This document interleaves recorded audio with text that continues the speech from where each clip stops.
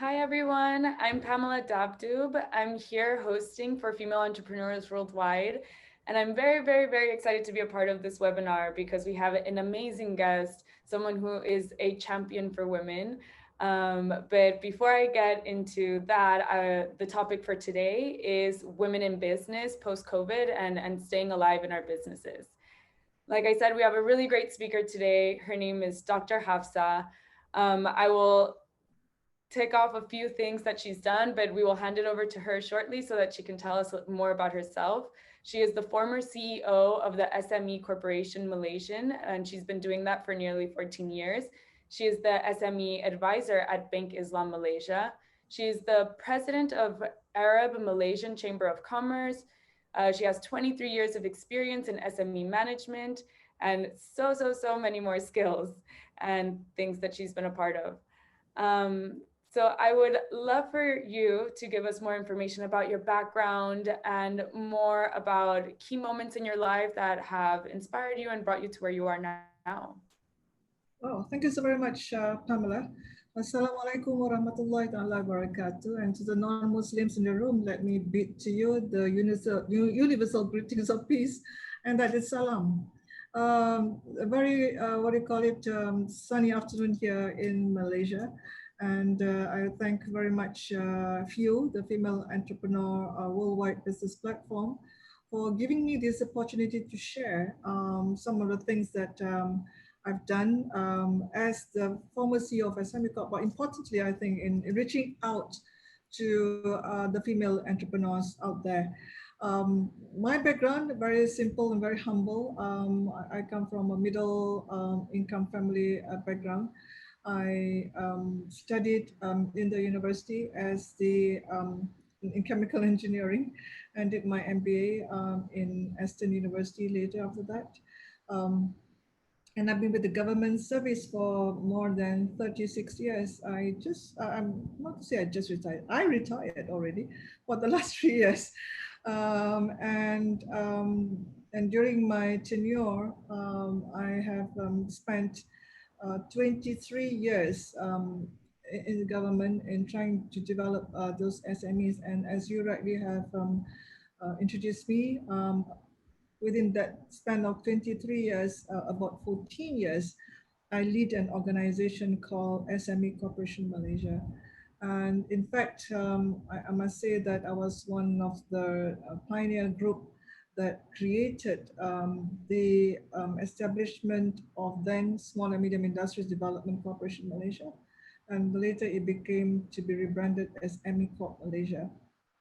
Now, why that is so very important to me and close to my heart, because at one point of time, I think when Malaysia was so very much moving into economic development and giving a lot of emphasis to FDIs and to industrial development and others, they tend to forget the role of SMEs in economic development, right?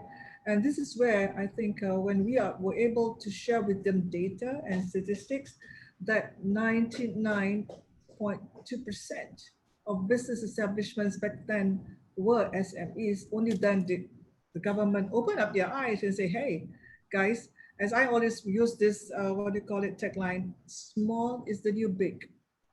Why did I say small is the new big? Primarily because number one, as I just have shared with you, majority, the biggest percentage of business establishment, not just in Malaysia, but in Hong Kong, in India, in China, in Japan, in US, more than 95% are SMEs. In Japan, it's 99.9%. In Hong Kong, it's 98%. In Malaysia today, it's 98.5%. In India, it's 99%.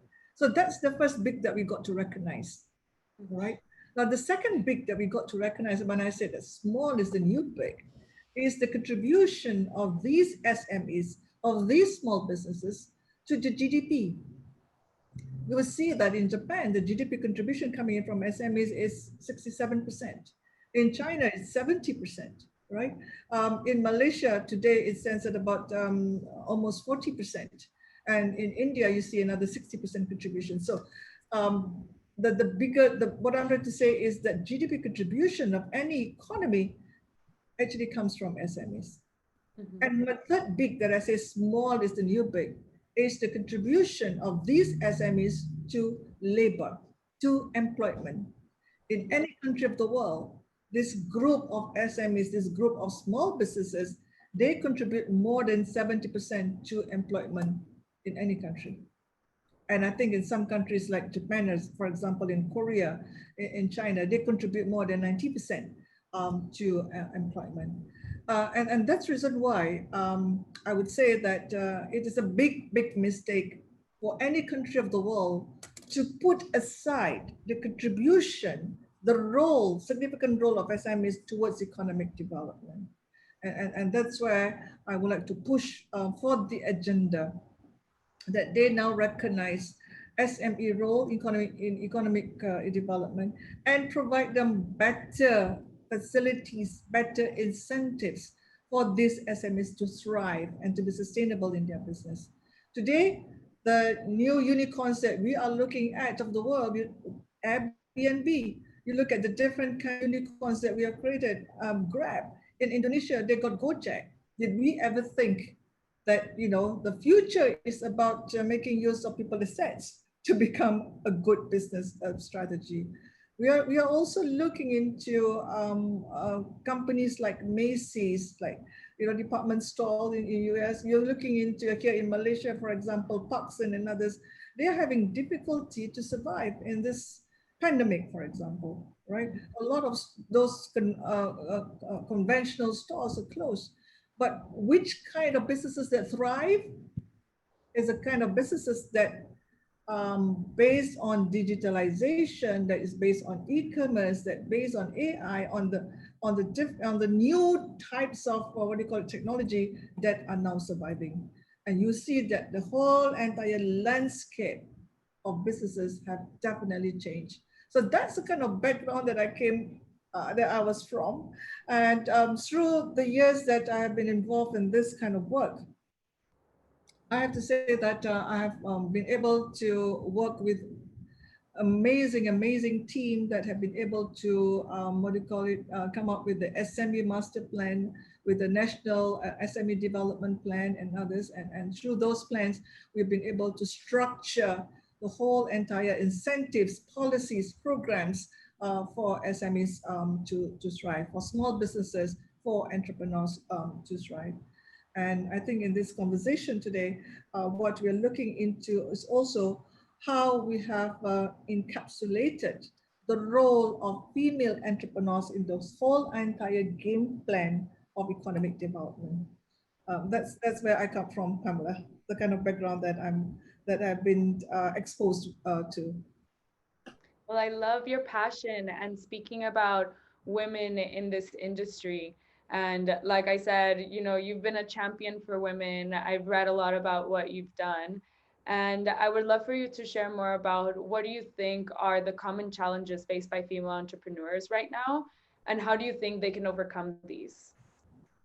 I think whatever challenges that is being faced by female entrepreneurs in Malaysia is not just peculiar to Malaysia.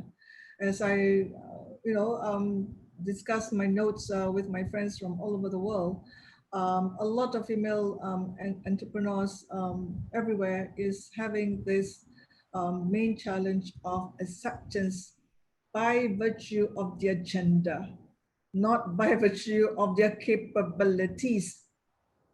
They are equally capable, just like the men, in terms of management of their businesses, right?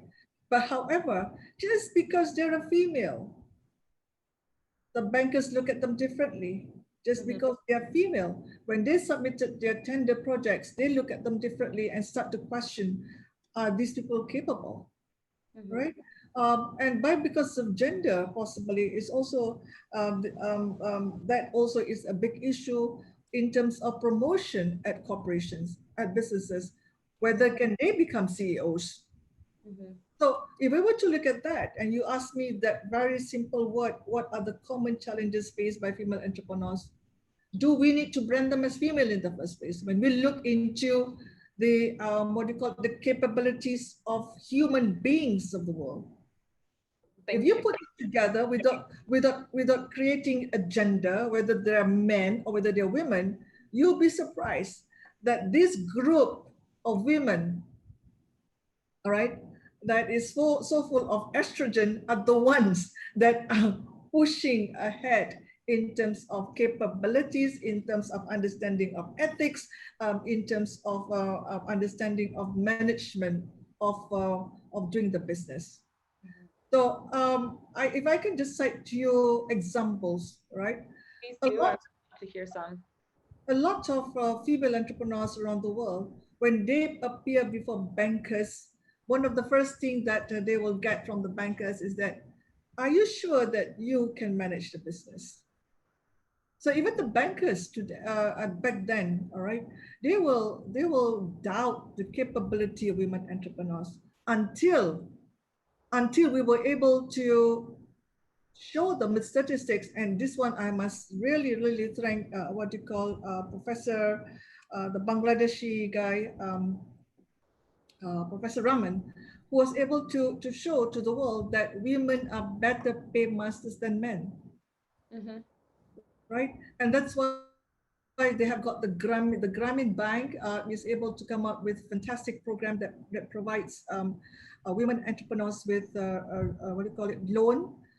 They put them together into groups and give out land, and they lend out to women entrepreneurs, and they were able to share that these women entrepreneurs in terms of repayment, almost 99.9% of them are able to pay. Likewise, also, where we were in Malaysia, for example, we came up with this program to provide lending to women entrepreneurs. Mm-hmm. And for that particular program, I was asked by this male banker, because we placed the funds at his bank. This is what do you call it, microfinancing. Mm-hmm. Asked me the question, this Hafsah, you mean to say that I have to lend it to only women entrepreneurs and I can't lend it to men? I said, yes, that's the intention of that particular program, that this is a, what do you call it, a microcredit given to female entrepreneurs. Mm-hmm. But what if I want to lend it to a man? Then I said, that's your risk. That's not my risk. The intention of this program is micro financing for women entrepreneurs. So he says, I'll take your challenge. I'll take your challenge. It's going to be my risk that I'm going to let, I'm also going to lend it to the men. Did he So pay back? So I said, and 3 months later, Pamela, he got back to me and he says, hello, Hafsah. You remember I've got this conversation with you about this microfinancing for women entrepreneurs, and I wanted to lend to the men. I said, yeah, I think I know what's going what you're going to share with me. And what did he say? He says, you're right.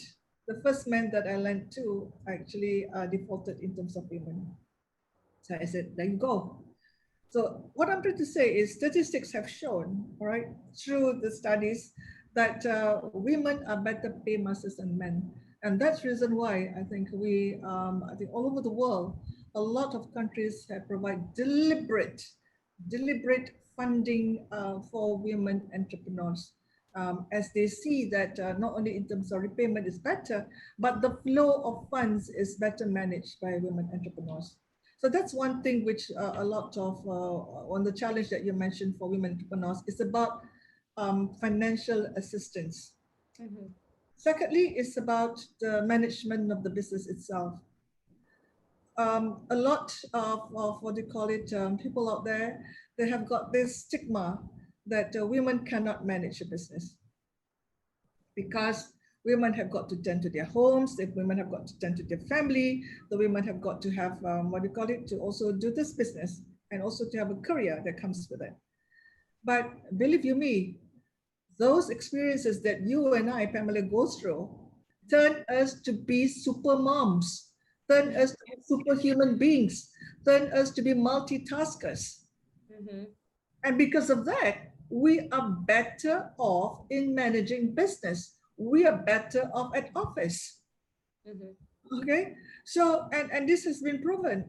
As you saw, the top countries in the world that manage crises the best are all the women leaders. Look at New Zealand. that managed the crisis best, right? Look at Hong Kong, for example, and look at also some, what do you call it, Singapore, where the president is also a woman. So if you look into all these countries with women president and women prime ministers, you can see that how was it that they were able to manage this pandemic better than, for example, UK, US, and so many others, right? You look at Angela Merkel, how did she do it?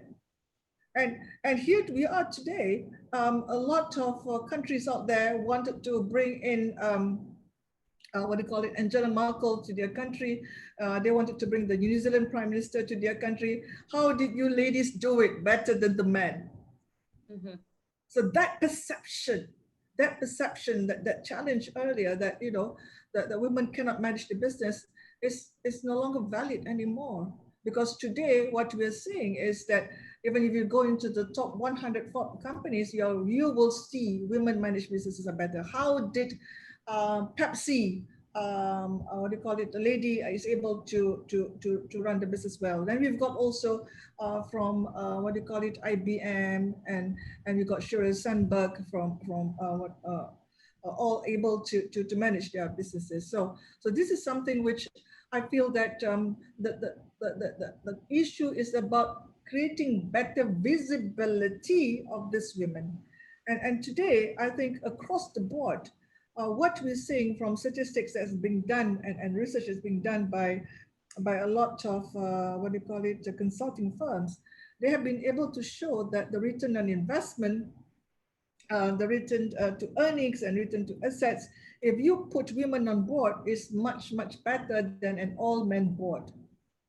Primarily because women are more meticulous at board meetings. They ask a lot of questions, but maybe, and we don't need to go to the golf course to do this, to ask those questions, and be able to maneuver and manage the board better. So I think to your question, what are the common challenges faced by female entrepreneurs and how can they overcome these? I think forget the fact that they are women. Think about the fact that they've got a business to run and just go for it. Don't ever differentiate whether you're a man or a woman. Yeah. And I love your answer. And I think it's the perfect transition into my next question because, we spoke about women being competent professionally. We spoke about women being competent economically and also socially, as we see women leaders doing great things right now and handling the pandemic the way that they have. And you said that it's already been proven that investing in women produces a return on an investment. Why are VCs still so hesitant to invest in women? That's a very good question. Why are we still so hesitant to invest in women? I think let us look at ourselves. We women, now I'm looking into we women at the age of 30, 40 to 50. All right. That is the right age of women when they should be giving back and be climbing up their ladder of success. They should be climbing up their corporate ladder. But this is where a lot of us women have got these issues. Issues of number one, would it be family first or would it be career? And then you see a lot of women drop out in the career and they tend to go and tend to their family. Number two, that is of the, what do you call it, an issue, is some of them thought that it is the religious issue. That at least for us Muslims, we are not to be seen to be heading an organization or going to the very top because of men are supposed to be taking the what do you call it, the lead position in any organization. And number three that we're looking at also in terms of this leadership in women is the fact that it's very, very stereotyped. It's cultural. It's a culture that it is accepted that women take the number two position or number three position and the man always takes the lead. I remind myself that women are made from the ribs of men. They don't walk ahead of the man. They don't walk behind the man. They walk together with the man. So for as long as we remember that, then no one is above us, no one is behind us. And if we have got that capability, we now walk with them, not behind them. All right.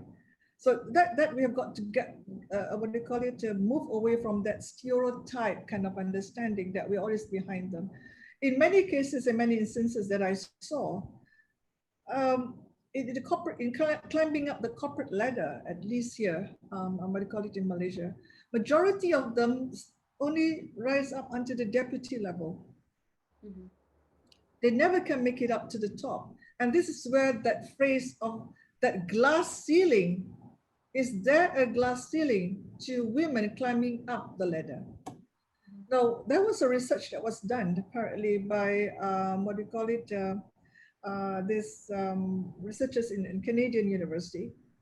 Can't remember, was it Utrecht University?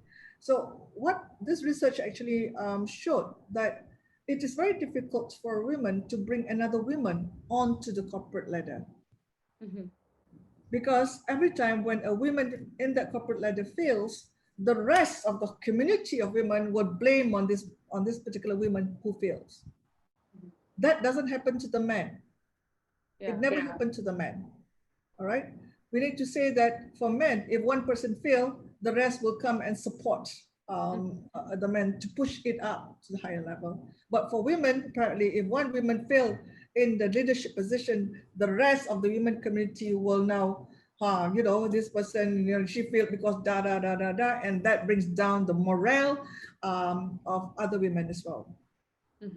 Now, what we're looking at today is that if we are able to create a pool of many women whom we can choose from that's got that capabilities and fit into the criteria of leadership roles, then believe you me, we've got a lot of successful examples that we can push for women to get to the top.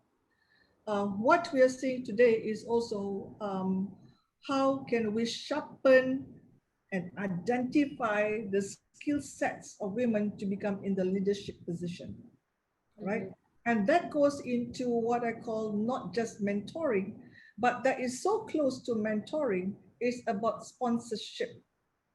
Women need sponsors, not just mentors. Now, the difference between mentors and sponsors is very distinct. When you go into mentoring, if you and I would have understood, Pamela, it's just very private, it's one-to-one. Okay, if I were to mentor you, I will just have got some conversations with you. We'll do it on a regular basis, and it's just one-to-one, and it stops there. The rest is up to you for you to catch on and move to the next level. But if we want to talk about sponsors, right? If we have a sponsor open doors opportunity for the women. It goes beyond mentoring. So after this, the mentoring is done, then they move into sponsorship. They open the doors of opportunities. They will introduce this mentee that they have to other people, and they bring them up to the next level, right? So what I can say is that if we were able to bring these women as sponsors, identify more women sponsors out there, and then they can bring more women and climb the ladder to the corporate ladder to become the next leaders of the world. And that's something which I think I would like to push on very hard, to create a pool of women sponsors, not just mentors, so that they will now be able to open more doors of opportunities to others. Believe you me, we work very well with Sandy's, with Sheryl Sandberg, with Melinda Gates, and with Merkel of Germany. And if they can become our sponsors, indeed, there will be lots of doors of opportunities that can be opened up to capable women out there. Now, what do we do to those women between the ages of 30 to 50 that fall out of their career, tend to their families, and once their family is being tended to and be taken care of, and those children are already becoming adults, they now want to go back into the ecosystem or become into the labor ecosystem and become an employee. A lot of them, I would say, will need to be trained and retrained into new skill sets, because from the day that they left to when they want to come back, new skills have been what do you call it, created, that requires them to be retrained and trained. But by virtue of the fact that they've already got the initial foundation of education, this is a group that can be easily trained. And we can also identify some jobs, what do you call it, scopes, that they can work from home. Well, today, you and I and all of us here are all working from home. But once the pandemic is over, there are also other types of jobs that we can identify and help this category of women from 30 to 50s to also earn income while they are at home. Not just necessarily that they have got to be out into the office. And you would have alluded to that today with the work from home basis, a lot of administrative work, a lot of, for example, creative work, translation work, for example, all can be done from home, and yet they can create revenue and bring income to their family. So these are some, I think is what's important here that I want to emphasize is to be retrained and trained into new skill sets, and all the time, to make ourselves relevant and to be able to fit in into this ecosystem that's ever changing all the time. Well, that's so great to hear, and I love your thoughts on sponsorship. I think that's something that's incredibly important, and also staying competent. Are there any tools in particular, whether it be a specific organization or a specific book or a platform, that you would recommend to people in order to keep up with these two things? Somewhere that they can find other allies, stay aware of different innovations in industries and things like that. Yeah, I think if you ask me tools, not any specific tools, because I think those tools very much dependent on the type of background where a person comes from. But if you ask me some of the things that needs to be done, while we need to be trained and retrained, we need to also be aware of our surrounding. What I mean by surrounding is our environment. Okay, and that is so very important, because no matter what, how we do, how we perform in our business, we need to also ensure that the green part of the business is also being adhered to. And this goes into the basic understanding of people, planet, and profitability. Because as we are, if we once we are aware of our surrounding, we look into those aspects of the green technology, right? And that makes us sustainable. That makes us sustainable because we are now giving back to the planet. We're giving back to the planet what we earn from our, what do you call it, from our business. If we were to take care of our planet, believe you me, the planet will take care of us. So that's tool number one. Do not forget that the planet, taking care of the planet is also our responsibility. And secondly, is the people. When I say the environment, the planet comprised of people. People means living things, right? And what, for whatever that we earn today, remember to give back to those who are in need. All right. And we must put in place all the various what you call the CSR program or charity programs, whatever. And this you must make sure that the left hand doesn't know what the right hand is doing and everything else, because it's all about, at least we Muslims, we believe that in every charity that we do, if one charity that we do 10 times we will be rewarded more. So and this is very much what do you call it, something that I believe in. Do not forget those people around us. Do not forget to reach out to those with unmet needs. Do not forget to be able to give back to the society that's around us. Thirdly is, yeah, if you talk about profit and profit equates to economy, then you'll be able to very seriously think about sustainability. Then you will seriously think about, as a tool, how responsible you are to your family, how responsible you are to the employees in your particular business. You got to pay them every month, all right? And to be able to ensure that you pay them every month to your employee, because it's not just paying them, but it's also responsible to their family, and you're also responsible to your own family, then you have to all the time, Pamela, think about ways how to sustain in your business. Mhm. How do we sustain in our business?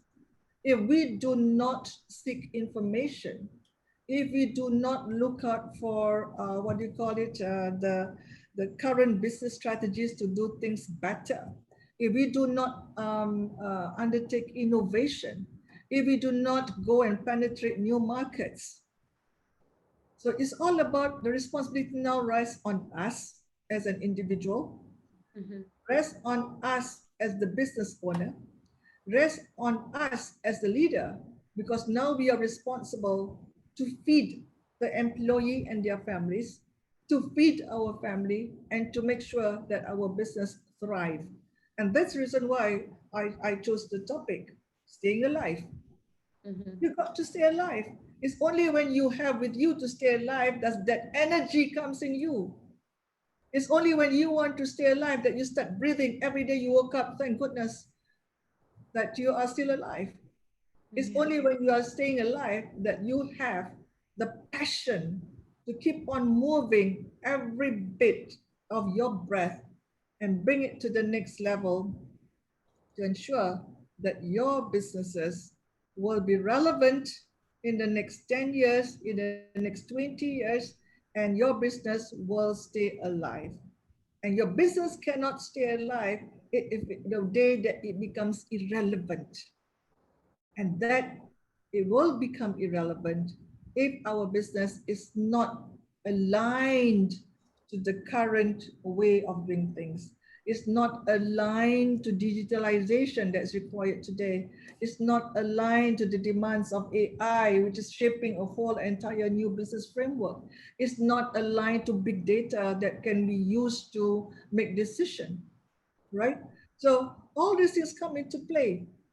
When you ask me for what the tools that come into play, it's very much about technology, it rests about innovation, and it's also looking into what do you call it, our role, our responsibility as a business owner to the family and also to the employees. Very much, I would say, looking into the structure of your business, very much looking into the strategy plans, very much into creating differentiation, the market, the whole entire gamut of things. Mhm. And we've touched on a few points that are very specific to the future of business and especially women. But when thinking about COVID in particular, what are some key points that female entrepreneurs should be thinking about to stay alive during COVID, and like very specific key points for this one? Yeah, what I always say that firstly, I think we as female entrepreneurs, typically I think we should be calmer. Don't panic. We have to stay calm. That's the first thing that I would say. Secondly, various governments of the world have made a lot of announcements. They have announced a number of stimulus packages.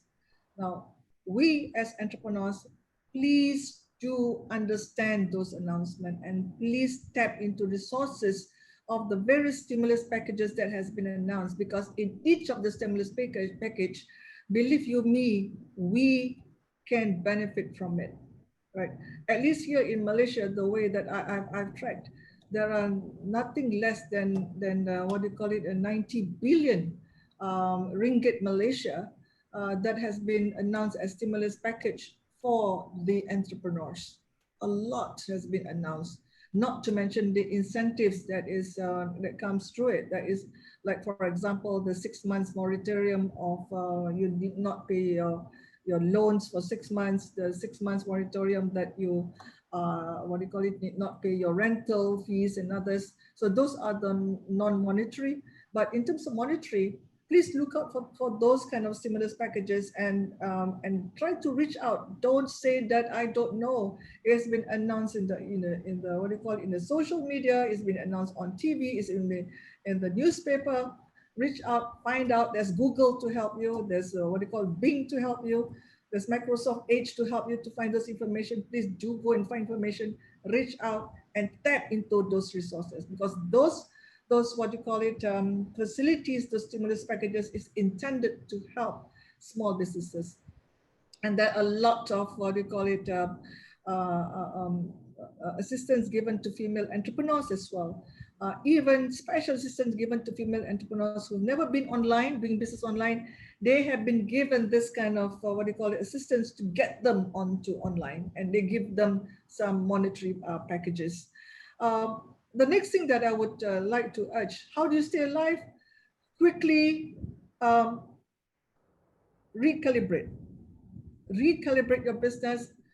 Go down onto your drawing board and look into your 3 months financial plan. All right, because sometimes we tend to forget and make assumptions. Please make assumptions. When you go down and do your 3-month financial plan, don't assume that business is as usual, right?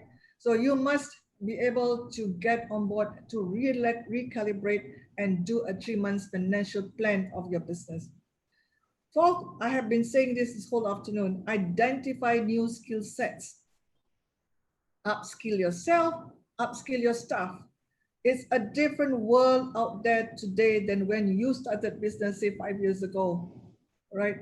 So please undertake training programs. I myself, today I just finished a board meeting. I didn't realize that for the first, 6 months, I've already undertaken 7 training programs for myself. At this age and time, I still go for training programs. So keep on looking out for training programs that will benefit you and your staff, and to make sure that your business is still relevant in the marketplace.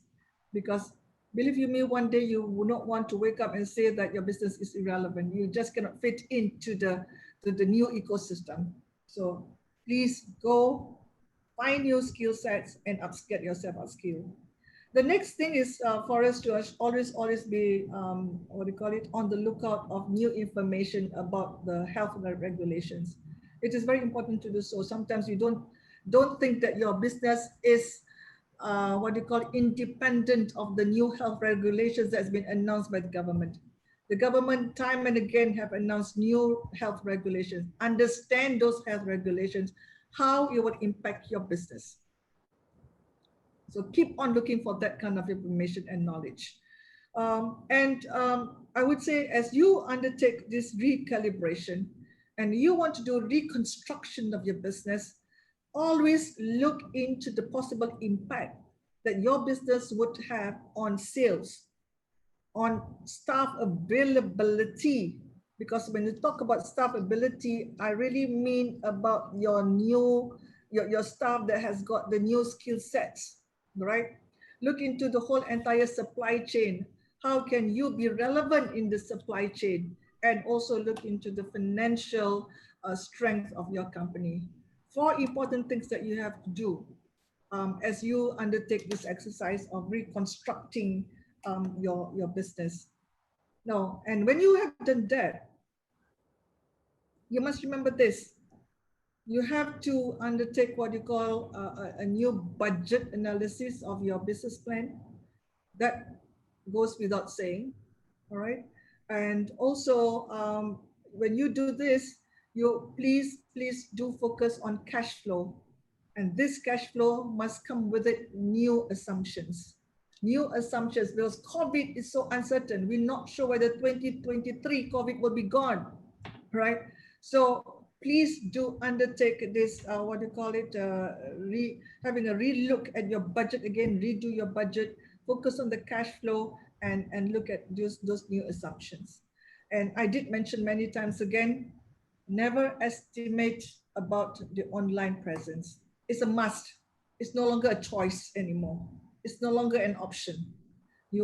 All businesses today must appear online, okay?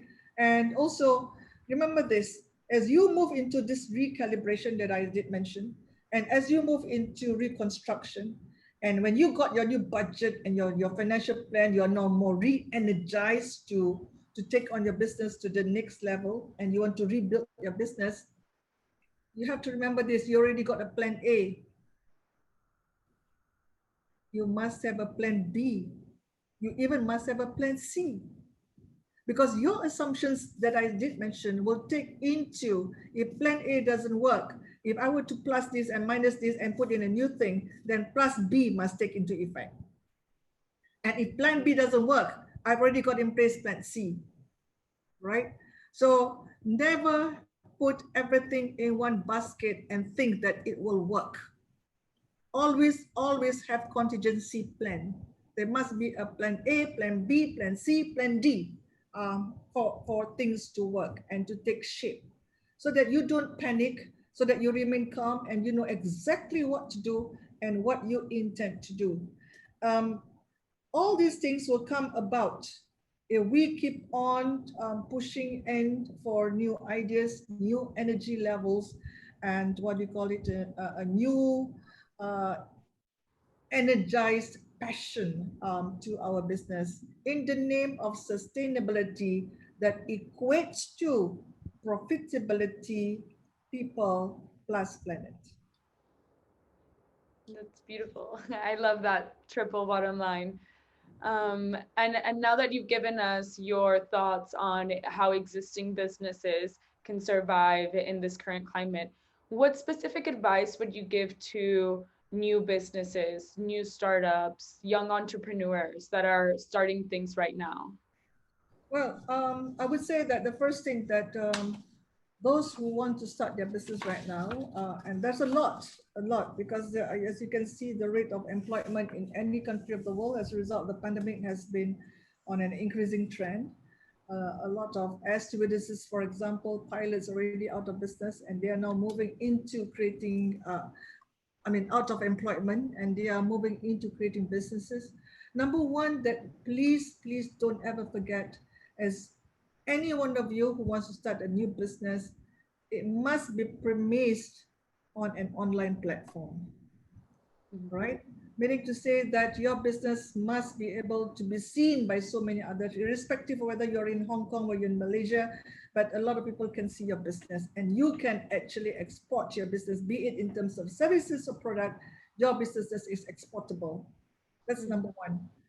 Number two, that you have to ensure that when you want to do this new type of business, it's all about digitalization. As you move online, you digitalize your business.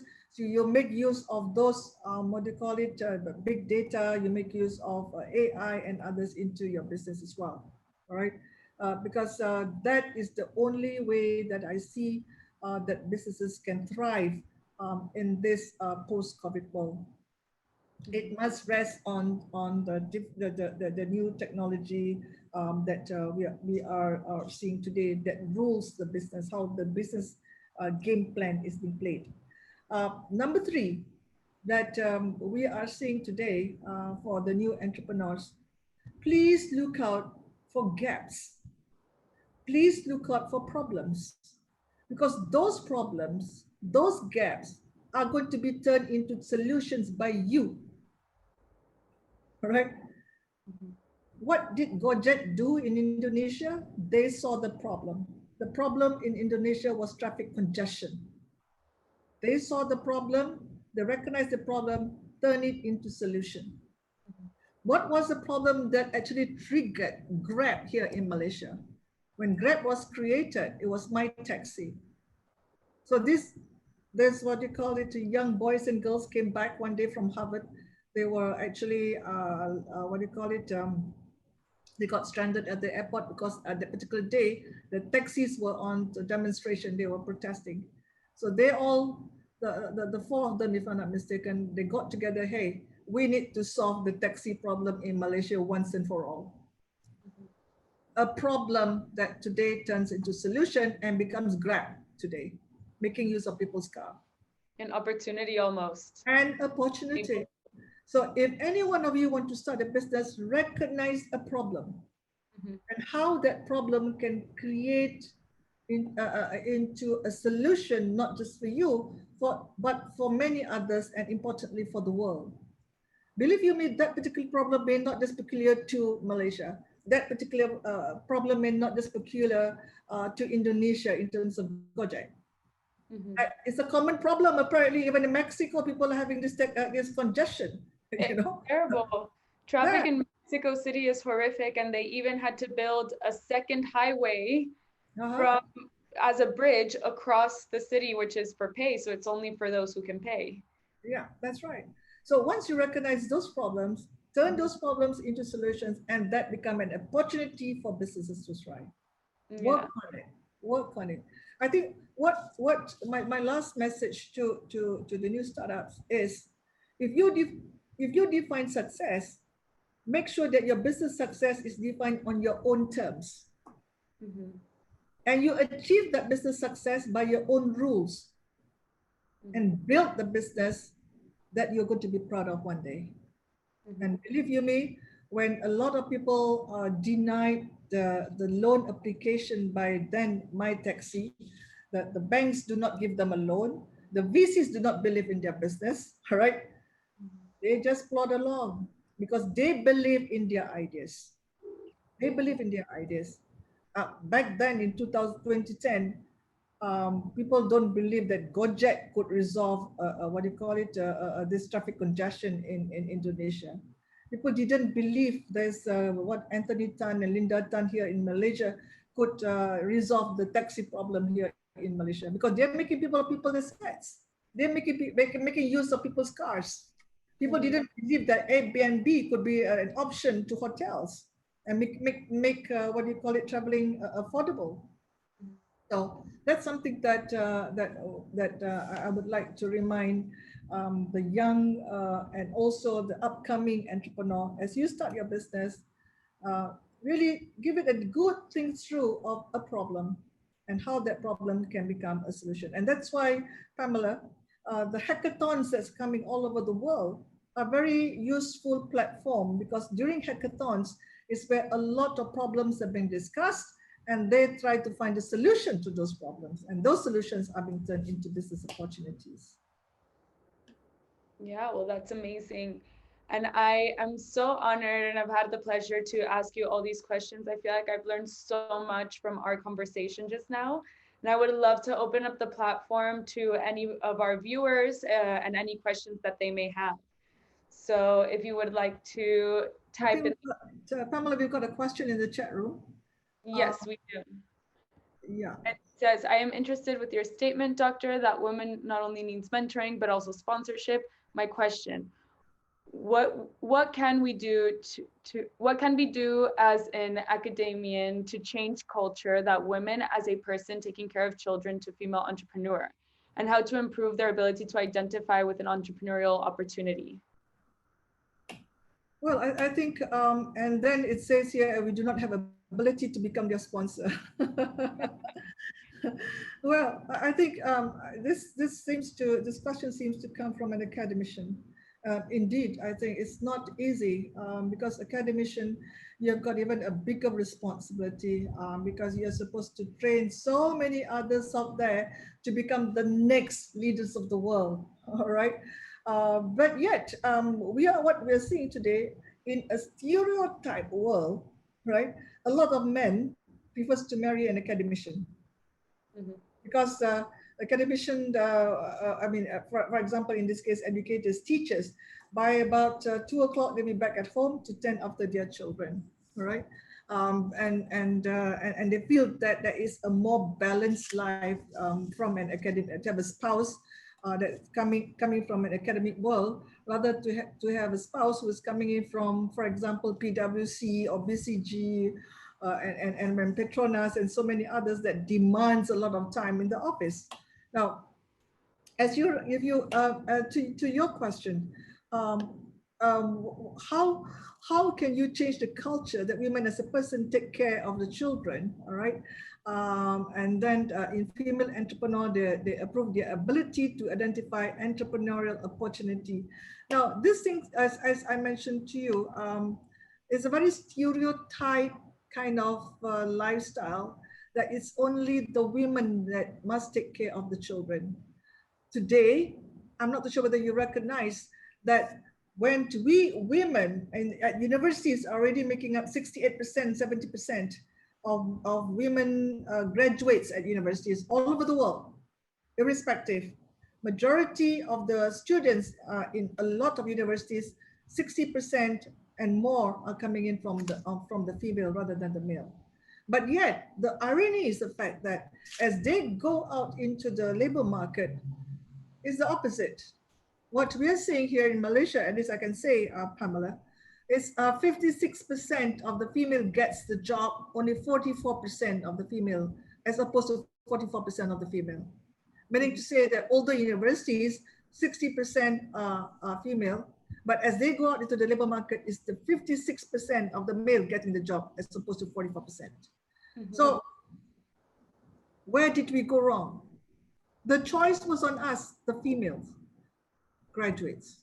They didn't want to go into the job market primarily because of the fact a lot of surveys cited the fact that because they got married.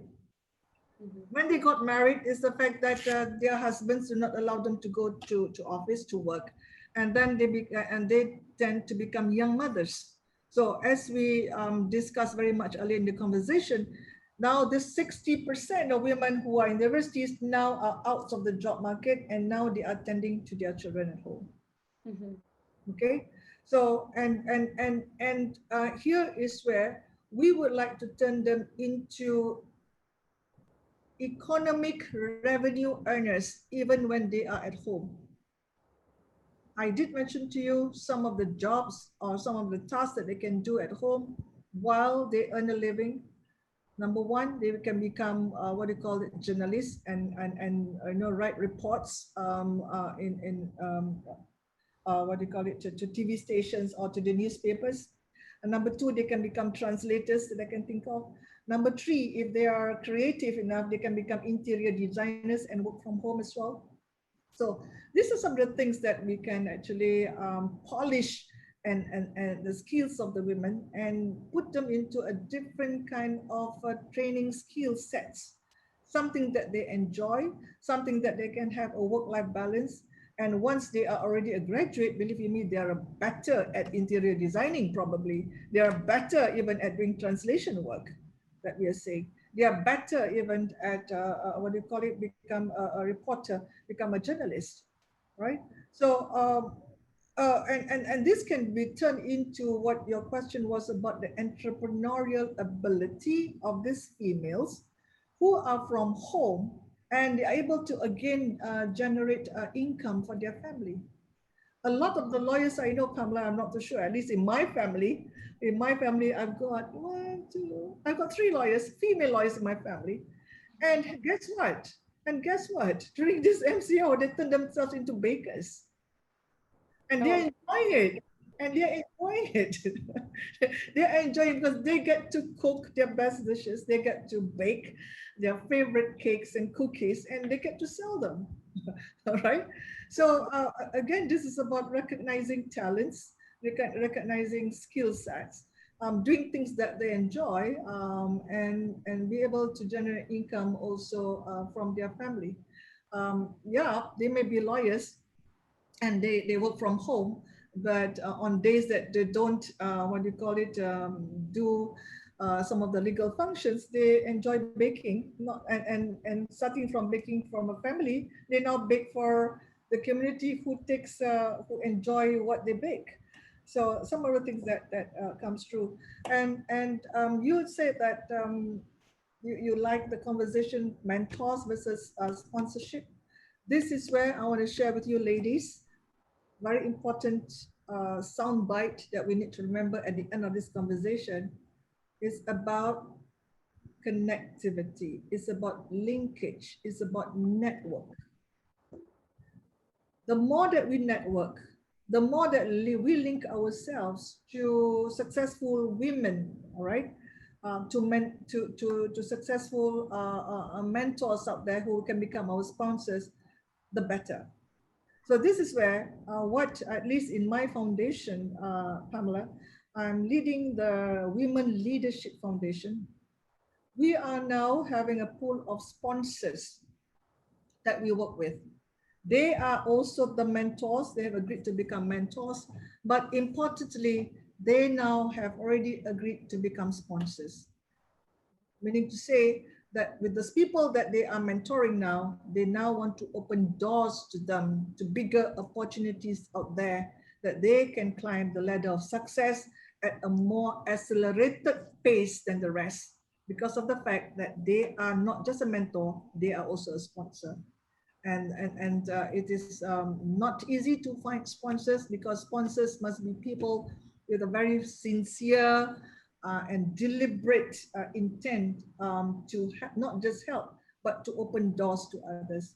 And I hope that through our program at the Women Leadership Foundation, we'll be able to create better accelerated opportunities for women to be on top at the highest level ladder of success. That is such great advice. And I'm glad that you were able to share a platform with us where people can seek out this kind of sponsorship. Is there anybody else who has any questions that you want to ask? Hi, good afternoon. Afternoon. Yeah, my name is Aida, and I'm in aviation. I have no problem making money, but I do have problem when I come back in here because the way we do business here is very different. And in terms of getting the approval, taking ownership of certain decision is very difficult, even at the regulators at the government level. Therefore, a lot of business affected, and we have to move to Singapore, Hong Kong, to Philippines, because Malaysia aviation, especially in business aviation, general aviation, the core issues is that majority of them do not understand the nature of business of us. So this is the issues that I'm having in here. Our business is very niche. We don't have many supports in here, and it's very rare having a woman getting into what I'm doing now. So my question to you, how could we overcome this problem? Well, thank you. Thank you very much, Aida, for that question. You are into aviation, and aviation, as you would have rightly alluded to, is a men's world. And you have got the women here that is going into aviation. And believe you me, I'm not surprised the minute they look at you, Aida, the first thing that they will ask you is, are you sure that you're getting into this business, into a men's world? Aviation, you know?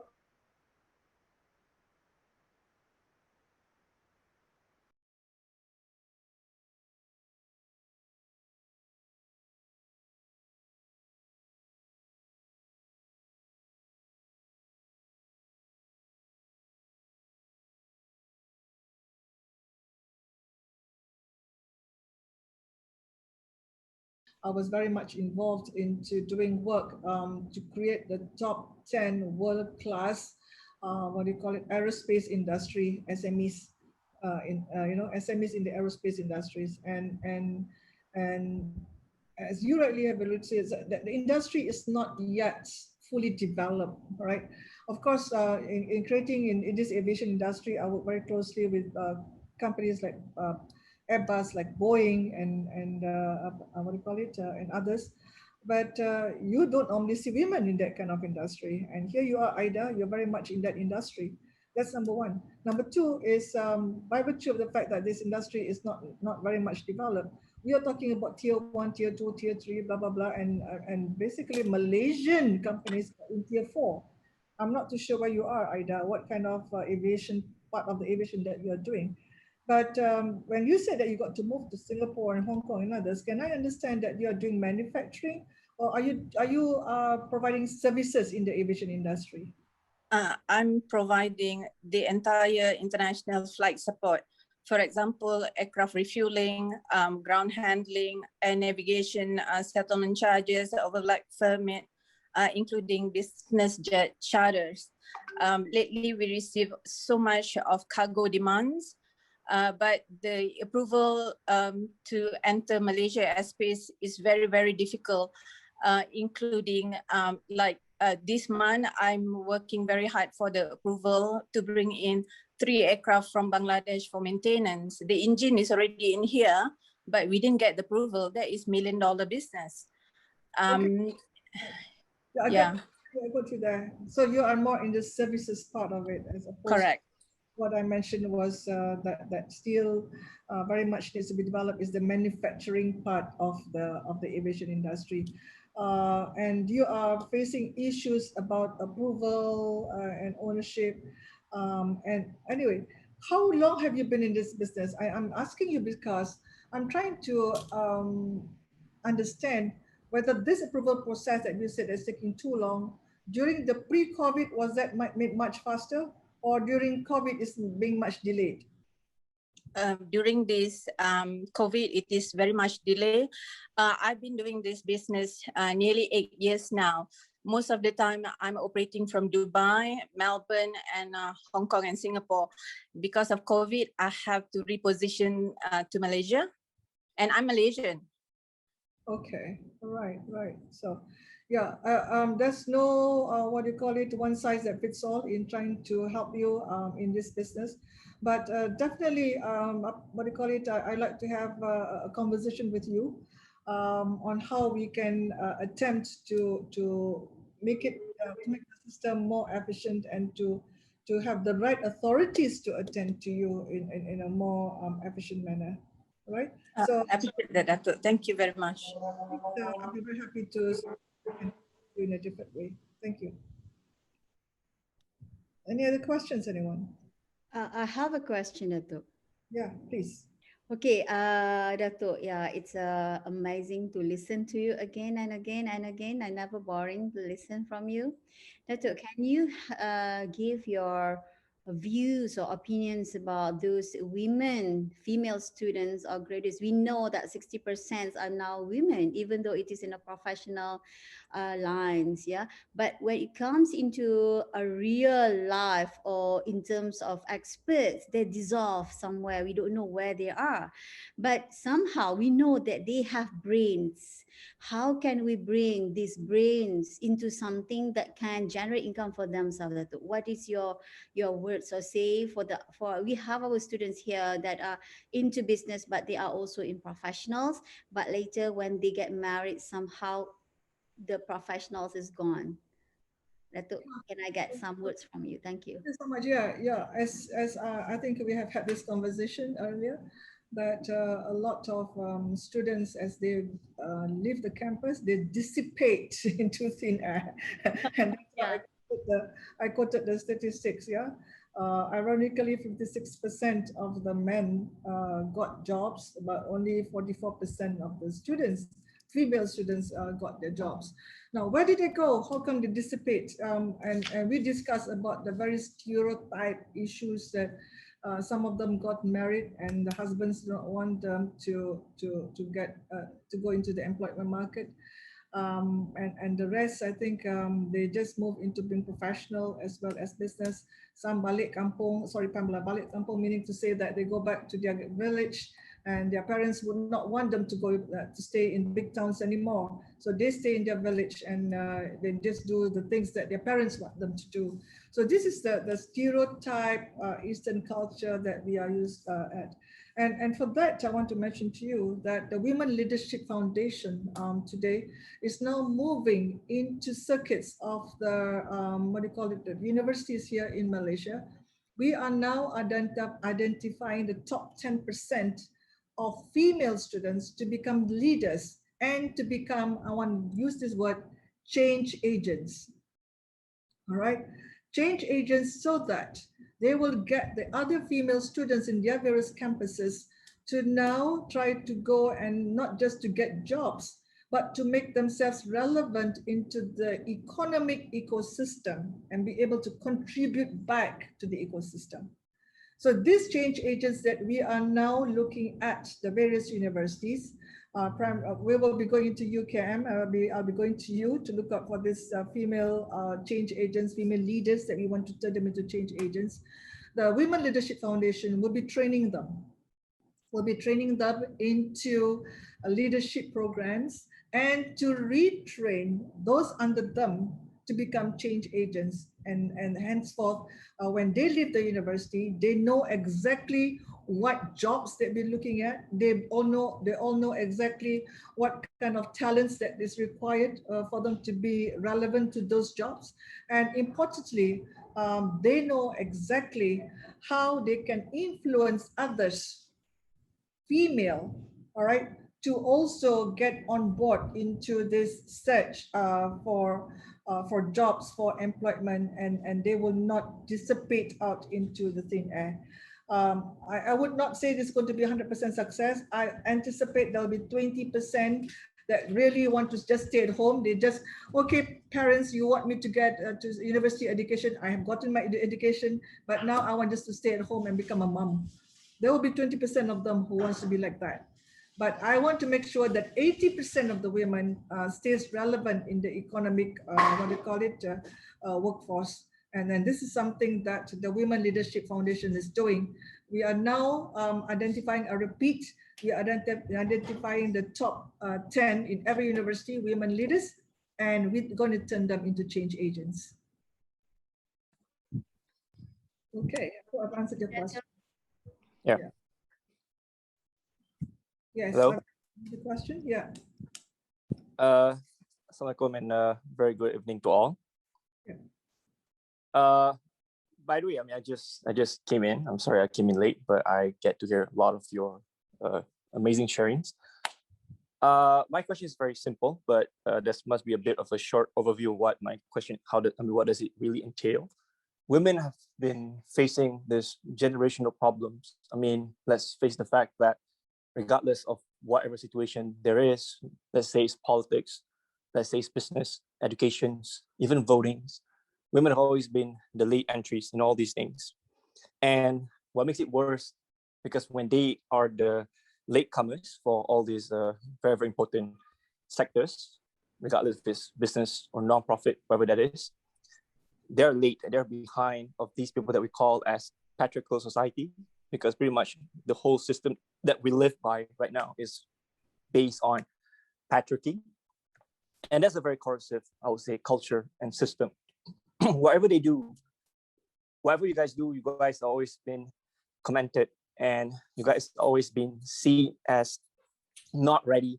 You guys, if you guys ask, if you guys talked about it, if you guys raised this concern on empowering women, especially, you guys have been seen as how do I be delicate here? You guys are not seen as saint from these people. I'm sorry if I'm being too direct by saying this, because it's a big systemic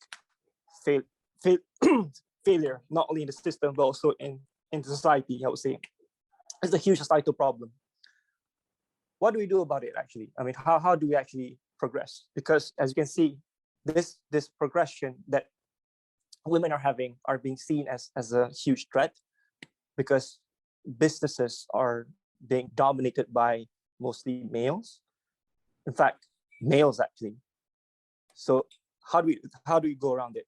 Because I'm sick by this whole things that's happening in our country, especially because let's face the fact, this country is dominated by males, and all decisions are made by males, and they fail in every angle there is, and they lead where we are now. Let's talk more on what can we do. How can we not be seen as a threat? How can we not be seen as taking away their rights? Not even what I mean, because what they're seeing it, this whole movement is all about is challenging a very injustice system, very injustice, I would say. How do we go about it? Because you are the chairman of the Women's Leadership Foundation. You're gonna have to answer this very big question. How do you govern this line of progression, of women's progression? Yeah. Can I check your gender first? You're a man or a woman? I'm about to transition to becoming a woman one day. What is that question, by the way? Can you not ask that question? I'm so sorry. I'm so sorry. We're in a big audience here. The way you're asking me, I'm just sorry. I was just trying to pull a leg. Because I believe the future is female, and so many parts of the world have shown to us all how it's done, but we are not accepting the fact that it's Yeah, yeah. I Go ahead. think you just mentioned that you came in later, right? We have been discussing about how the how the women leaders of the world is able to manage the COVID better than their counterparts, the male counterparts. And you're saying that here I picked up your point that the late entries in women are late entries in politics, in NGOs and businesses, because we are all a patriarchal, what do you call it, a society. We're very much conservative. Now, I want to share with you a study that was done by, again, I want to quote this, what do you call it, the researchers are from Utrecht University, Canada. Now, apparently, according to the study, that women, what delays them in taking up the leadership position is the fact that, every time when they're offered promotion, every time you're offered a leadership position, they want to make sure that they are 80% ready before they take up that position, or otherwise they will decline the offer.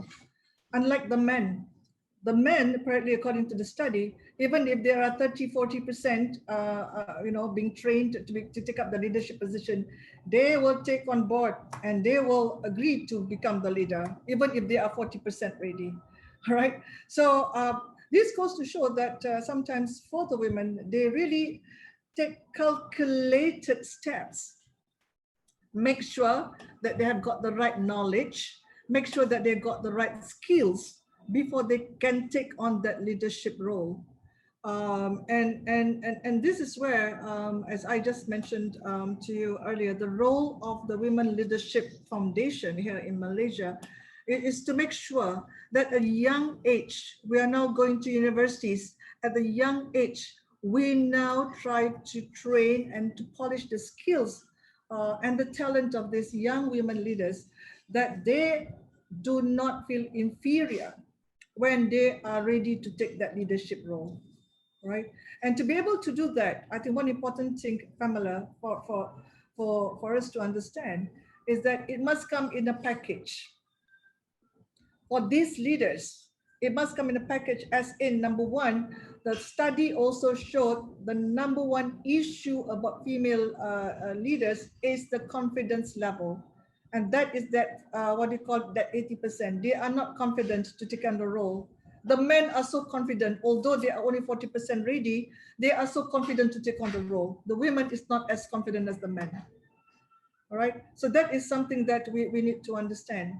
And number two, that once we are able to polish the skills of this young talent and the skill sets, you ask me, how do we progress? And I just mentioned earlier, how do we progress? We now turn them into change agents, right? We turn them into influencers. Nothing to do with politics, all right? Nothing to do with politics, but it's about professionalism. What we're seeing here in Malaysia is a really cause for concern, Pamela. We look at the statistics in terms of gender issues.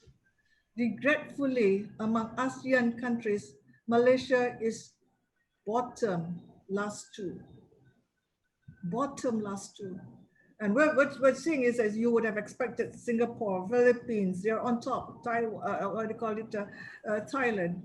They are able to handle their gender issues better than Malaysia. And when I drilled down into the numbers and I had to look into the detail of those numbers, wow, in terms of access to education, for female, Malaysia is number one. Malaysia is number one. But you look into women in parliament in Malaysia, Malaysia is number 117. And therefore, this outcry from the Women Leadership Foundation, there must be a case for change. We need to tip it around. We need to change the whole entire framework. Are there not enough women leaders to put into parliament? Right? What we saw today, there are, if I'm not mistaken, in terms of percentage of women in parliament in Malaysia, it is only 17.6%. There is only 5 women ministers and 4 women deputy ministers. out of the 30 something, 32 ministries, I think. All right. So that is definitely a case for change. And as we look into the chairman on corporate boards, on PLCs and others, on GLIC, which is a government link, what do you call it, financial institution, there's only one left. There's only one left out of the many GLICs. So does it mean that women is incompetent? Does it mean that women does not have the talent nor the skill set? Does it mean that we do not fit into that criteria? Definitely no. Because across the board, we have been able to show that when you put women on corporate boards, as I repeat again, our discussion this morning, they have been able to show that these women have been able to bring in higher return to investment, higher return to asset, and higher return to earnings. So why are we always being kept there at deputy level position? Why can they from deputy come up to the chairman, come up to become the CEO, come up to become the MD? Why can't they go up to the next rank? And that's a very question by Lokman. How do we progress? I would say a case for change. And we better know those numbers. Because when we know those numbers and we now negotiate with the government, hey, look here, women in parliament, I need you to put in 30%. There must be a deliberate policy by the government. And this is already very much encapsulated in the new code of governance of the securities, what do you call it, of the Bursa or Securities Commission, that now there must be 30% women on corporate boards. Having a policy is one thing. Regulating the policy is another. Does it happen on the ground? It's something that we need to have a look at. And I believe once we are able to look into those numbers, now we can negotiate better with those people in authority that you have not already come up with your 30% women on board. And this is where we now can, what do you call, have that bargaining power, so to speak, with those people in authority. I hope I've answered Lokman's question on whether they are ready. Yes, Lokman, we are now creating a pool of women leaders who will be ready, and they will be ready to take on board to the next level. Now, is that power of negotiation, the power of bargaining with those people in authority, in putting in that and complying to the code of governance. There must be 30% of women on corporate boards, on at decision level making process, and also to ensure that the women do not just dissipate into thin air the minute they leave the universities. Right. I just want to highlight that it's a total failure if we assimilate this powerful women in the already failing system. And I like the idea that we are taking it head on, and let's see how it works. Because most of the time, the real question is, where do we start? But people didn't realize we have already started a long time ago, and it's just time for us to realize that it's just a matter of making it happen. Right? Thank you, Datuk. Yeah, true. Look, I think what's important here is implementing that code of governance, and that has got to come into regulation. Someone has got to regulate that. Right? Thank you very much, Lokman, for the question. Well, with that being said, I think that's all the time we have today. And I want to just tell you again what a pleasure it is to have been able to host this conversation with you. I learned so much. I know everyone who is listening learned so much. And just thank you so much for that. Yeah, thank you so very much, Pamela. I will just, before I leave, I just like to remind ourselves about leadership, what Sheryl Sandberg said. Leadership is about making others better as a result of your presence today. And the impact lasts in our absence. Only then will we become excellent leaders. So thank you so very much, everyone. And I do hope that from now on, we will be lookout on more women leaders out there. We will look out on young talents, polish them, and let us make sure that they become the next leaders of tomorrow. Thank you. Thank you so much. And have a great weekend, everyone. You too. Have a great weekend, Pamela and everyone. Thank you so much. Assalamualaikum warahmatullahi wabarakatuh.